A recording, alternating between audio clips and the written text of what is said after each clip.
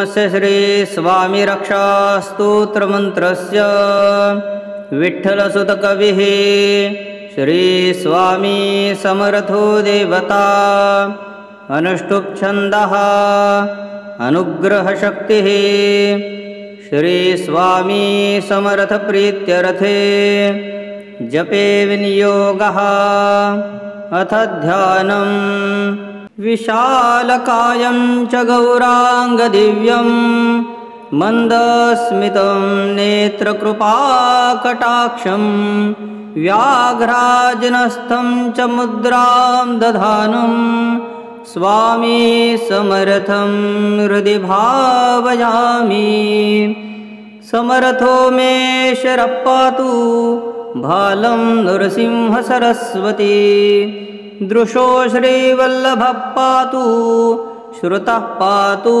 जगद्गुरुः घ्राणं पातु महायोगी मुखं पातु महामुनिः जिह्वां परमहंसश्च कण्ठं पातु महाविभुः स्कन्धो श्रीविराट् पातु भुजो अजानुबाहुभृत् करो रक्षतु श्री स्वामी हृदयं मे दिगम्बरः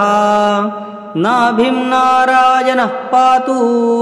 मध्यं पातु महातपाः कटिं मे अवधूतश्च शक्तिनी भक्ततारकः श्रीमत्सद्भक्ते प्रियः पातु गुरु श्रीपादवल्लभः जानुनी गान्गापुरः निवासी पातु मे स्वामी समर्थ सदा जङ्गे च चरणौ पातु नानातीर्थप्रकाशकः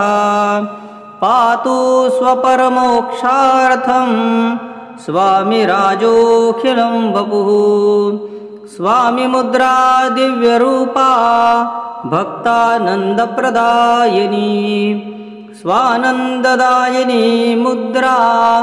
नित्यं रक्षतु सर्वदा एतस्वामी समर्थस्य कवचं यः पठेत् स्तुतिः निरामयो भवे सद्य स्वानन्दं सुखभू भवेत् सहस्रावरतनादस्य रक्षा सिद्धिर्भवेत् दृढं भक्ति प्राप्नोति मुक्तिं च स्वामी राजप्रसादतः इति श्री स्वामी समर्थ प्रचोदितं विठ्ठलसुतविरचितं श्री स्वामी रक्षा स्तोत्रं सम्पूर्णं श्री स्वामी समर्थार्पणमस्तु।